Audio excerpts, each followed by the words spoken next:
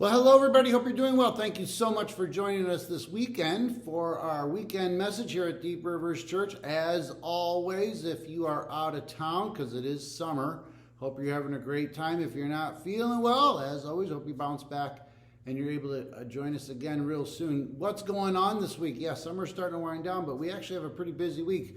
Today, after our service, we're having another church picnic at a baptism service. So come join us after church about 1 o'clock.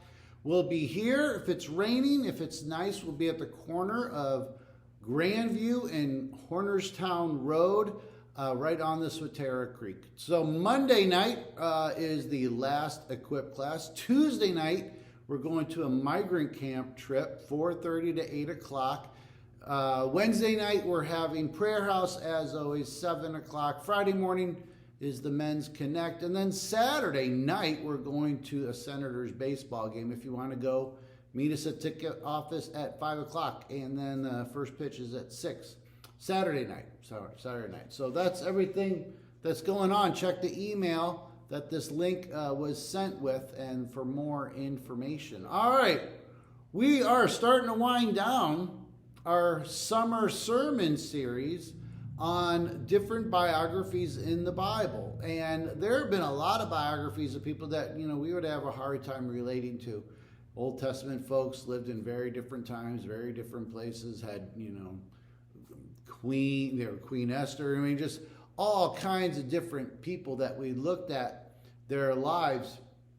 And some of those folks might not have been as relatable as today's topic.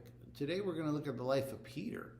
And I think of all the characters we've looked at this summer, Peter is by far the most relatable character that we've done. So the question isn't, does your life, does it resonate at all, but where and how often, okay? So here we go. Here's the passage that we're digging into this morning, this weekend. Jesus appeared again to his disciples by the Sea of Galilee. It happened this way. Peter, Thomas, also known as Didymus, Nathanael from Cana in Galilee, the sons of Zebedee, and 2 other disciples were together. I'm going out to fish, Peter told them. And they said to him, we'll go with you. So they went out, got into the boat, but that night they caught nothing. Early in the morning, Jesus stood on the shore, but the disciples did not realize that it was Jesus. He called out to them, friends, haven't you any fish?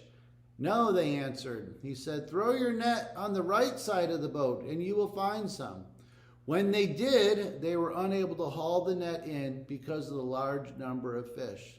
Then the disciple, John, whom Jesus loved, said to Peter, it's the Lord. As soon as Peter heard him say, it's the Lord, he wrapped his outer garment around him and jumped into the water. The other disciples followed in the boat, towing the net full of fish, for they were not far from the shore, about 100 yards. When they landed, they saw a fire of burning coals there with fish on it and some bread. Jesus said to them, bring some of the fish that you have caught. So Peter climbed back into the boat and dragged the net ashore. It was full of large fish, 153 of them. But even with so many, the net was not torn. Jesus said to them, come and have breakfast. None of the disciples dared ask him, who are you? They knew it was the Lord. Jesus came, took the bread, and gave it to them, and did the same with the fish. This was now the 3rd time Jesus appeared to his disciples after he was raised from the dead. When they had finished eating, Jesus said to Simon Peter, Simon, son of John, do you love me more than these? Yes, Lord, he said, you know that I love you. Jesus said, feed my lambs. Again, Jesus said, Simon, son of John, do you love me? He answered, yes, Lord, you know that I love you. Jesus said, take care of my sheep. The 3rd time he said to him, Simon, son of John, do you love me? By now Peter was hurt because Jesus had asked him for the 3rd time, do you love me? He said, Lord, you know all things. You know that I love you. Jesus said, feed my sheep. Very truly, I tell you, when you were younger, you dressed yourself and went out where you wanted. But when you are old, you will stretch out your hands, and someone else will dress you and lead you to where you do not want to go." Jesus said this to indicate the kind of death by which Peter would glorify God. Then he said to him, "Follow me." Goes on, Peter turned and saw the disciple whom Jesus loved, we believe that's John, was following them. This was the one who had leaned back against Jesus at the supper and had said, "Lord, who is going to betray you?" When Peter saw him, he asked, "Lord, what about him?" And Jesus answered, "If I want him to remain alive until I return, what is that up to you? You must follow me." All right, before we get into the lessons from the life of Peter, like we did most weeks, let's just point out a couple things I think are worthy. Jesus is calling out from the shore, and he's giving some fishing advice. A non-fisherman, an observer from the shore, is giving some advice. The stranger is yelling instructions. "Hey, why don't you fish on the other side?" And they listen to him, and they get a lot of fish. Now, if your memory is right, you remember that this is kind of the first exposure to have Jesus. Jesus also gave some unwanted advice on where to put the net, and they actually push back a little bit. This time they are more, well, they're softer. Maybe they're more more humble. Maybe they're more willing to take some instruction from a complete stranger. Maybe it says something about them. Like I said, and then this, like I mentioned, this happened before with Jesus. The first time they met, it happens in Luke 5. Jesus tells them how to throw their nets off, and they catch the fish. This time, the first time, the nets break. This time, at the end, the nets don't break. So that's a really interesting thing to kind of banter about. Why did the nets break the first time, but now the nets don't break? Now that Christ has risen and we are to be fishers of men, it's like the nets hold together as opposed to when they broke apart before. Anyways, that's just something kind of fun to dream about, think about, have some fun with. All right, first lesson that we can learn from the life of Peter is this: the reality of failure and our response. We fail. We fall. You might want to write that down. No, you don't have to write it down because it's so obvious, all right? We all fail. We all make mistakes. We all fall down. Peter has failed. In fact, after his failure, he's returned back to his old way of life. He's fishing. Some people would say this is a retreat to the familiar. He's uncertain about his future. He's confused. Maybe he's even a little bit afraid of what might happen to him and his friends, the followers of Jesus. So they're, what now? They don't have any idea what to do next. He's carrying disappointment and he's carrying defeat because he knows that he denied Christ. Not just once, he denied Christ 3 times. So he's probably carrying the weight of that, the reality of failure. So here's the first lesson. We need to really learn how to embrace our humanity. Now, it hit me this week that humanity and humility are so similar. There's only 2 letters that are different, A-M and I-L, humanity and humility. Well, I did a little bit of research to actually share the same Latin root word, humus. It means earth or ground. We know that Adam was made from, dust or dirt, if you will. So you see the word humanity, that the same, they hold the same root word, earth, ground, that's humanity. So in humility, another word is humilus, which means low, a sense of being grounded or down to earth. So here's the bottom line. There is a connection between humility and humanity. It's seen in how humility is often regarded as a key aspect to what it means to be human. Humility allows us to recognize our limitations or our loneliness. So humility and humanity are tied together from that word root, from that root word dirt. Okay, so we need to embrace our humility. We need to embrace our humanity. In the practical sense, even the most devoted followers of Jesus can and will stumble. We will all be made low by force or circumstances in our own life. We're all going to be humbled. We're all going to be faced with our humanity. Sometimes in very painful ways. It can be forced on us with different circumstances. It's better if it's by choice, if we choose to be humble, we choose to be low, choose to be dirt, if you will. But in a practical sense, everyone is going to fail. Everyone's going to make mistakes. We are all going to experience emotions like doubt, fear, regret, fill in the blank, because they're all effects of being human. But, and here's the point, it's crucial to acknowledge these failures without letting them define you. Okay? No one wants to be defined by their worst moments. It is really easy to think that the mistakes that we have made define us. They don't. All right? Because of the fact that we can be forgiven, we can be restored. Like Peter, we may return to old familiar habits and ways of coping when defeated and discouraged. But in these moments, that's when Jesus seeks us out, ready to restore us. All right? So forgiveness and restoration are always available to us, regardless of how big our failure is. You know, in his pride, Peter said, "I'll never deny you." And then shortly after, he does 3 times. How humbling, how humiliating that must have been. What a failure he must have felt like. And Jesus is there for forgiveness and restoration. Here's the second thing you see in the story and in the life of Peter. I just mentioned it. There's an invitation to restoration. So when we fail, when we sin, not make mistakes, but when we sin, let's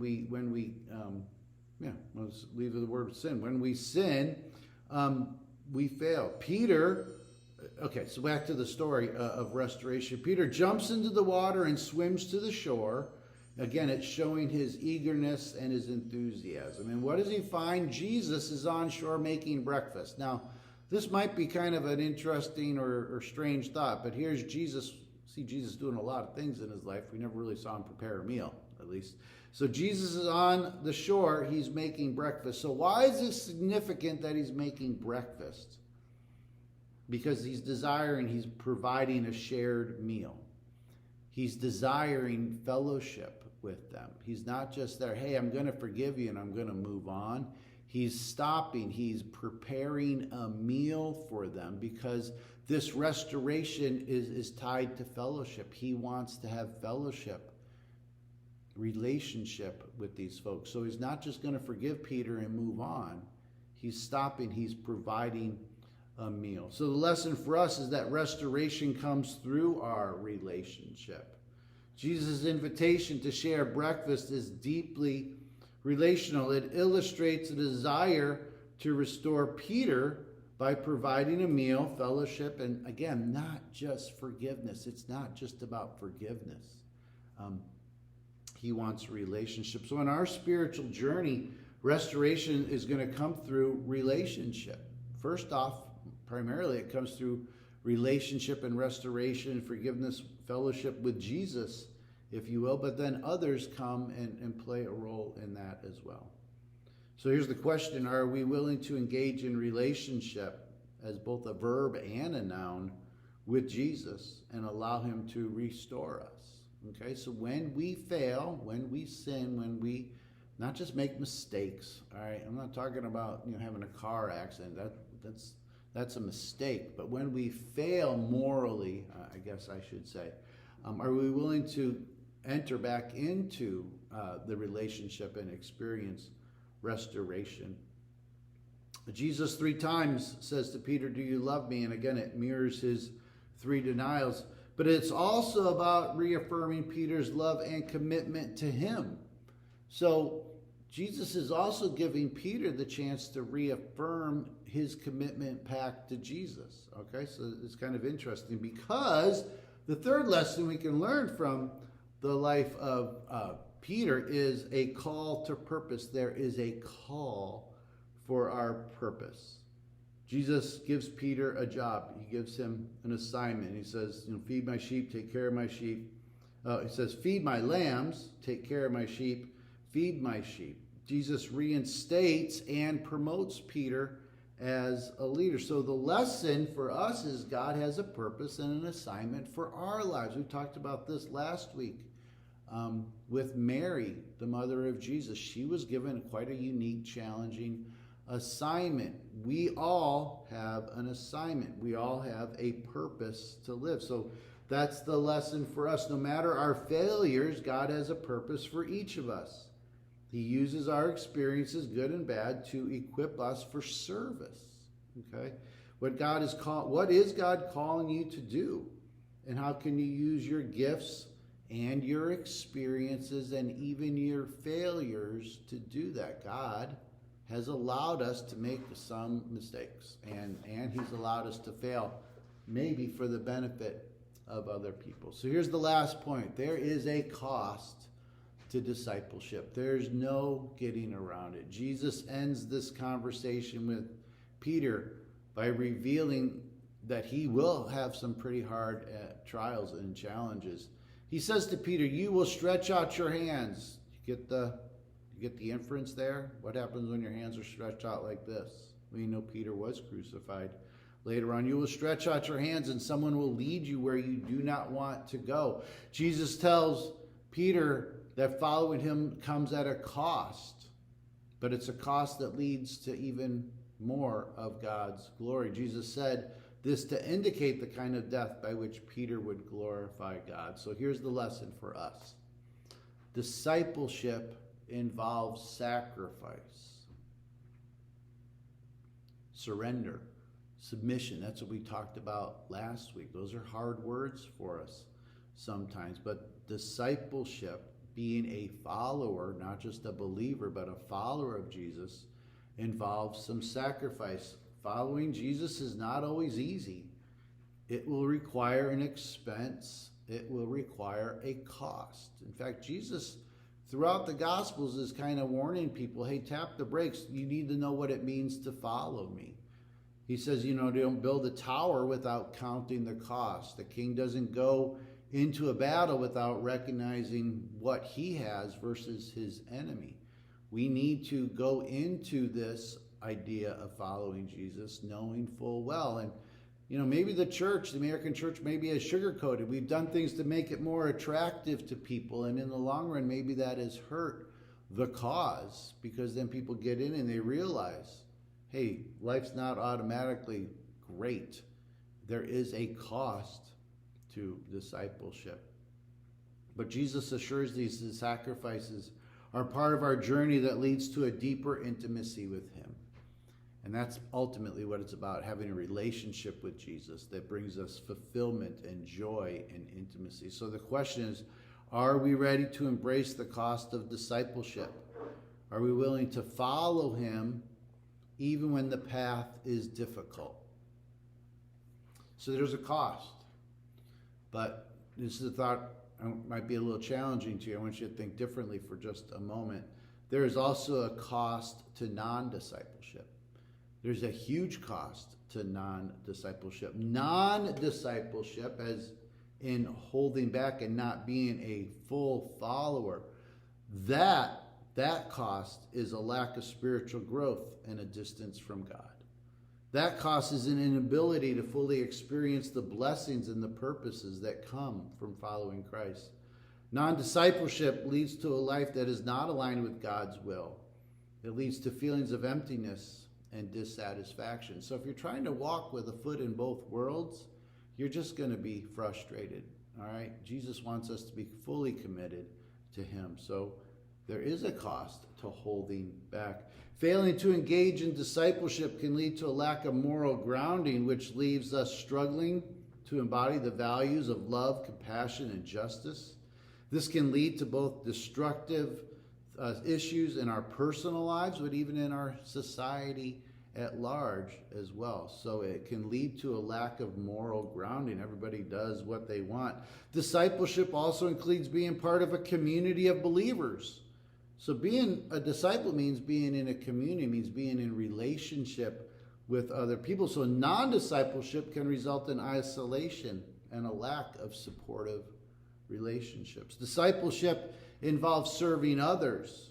So non-discipleship results in missed opportunities to make an impact on the lives of others and even the world around us. So when we think about the life of Peter, we need to acknowledge and embrace our failures. That is part of our humanity. Humanity and humility, related words. Jesus still pursues us in our brokenness for restoration and relationship. More than just forgiveness, he wants relationship with us. We need to embrace the purpose that God has for us. Recognize that he can use all of your experiences, even your failures, in your own life, obviously, but also in the lives of others. And then we need to recognize and prepare for the cost of discipleship, knowing that it leads to deeper and more meaningful life. So here's 4 questions that we can kind of wrap up. How do you view your failures? When you think about your failures, the things that you have failed at, again, not mistakes, but sins, moral sins. When you think about your sin, do you still get kind of beat up about it? That's condemnation. That's not God's voice. God will convict us of our sin, but he won't remind us of our sin when it's been forgiven. But how do you view your failures? How do you view your sin? Do you recognize the forgiveness that's available to you? Are you enjoying restoration and relationship? Are you enjoying all of God's forgiveness that he has for you? Are you enjoying the relationship that comes with that? Are you aware of the purposes that God has called you to do? Same, we talked about this last week. Are we aware of the purposes? Our first purpose is just to reflect him well to the world around us. That's for everybody. The second thing is going to be different according to how God's calling you, what assignments he might have for you. But are you recognizing, are you aware of the purposes that God has? And the last one is, again, are you prepared for the cost of discipleship? Are you aware that there is a cost, and are you prepared to make it? And then, again, being fully aware of the cost of non-discipleship. Do you see any of those evidences in your own life? Do you see any evidences of trying to keep your foot in both worlds and holding back and not being a more devout, complete follower of Christ? So again, a lot to learn from the life of Peter. Thanks again for joining us. Take care. God bless.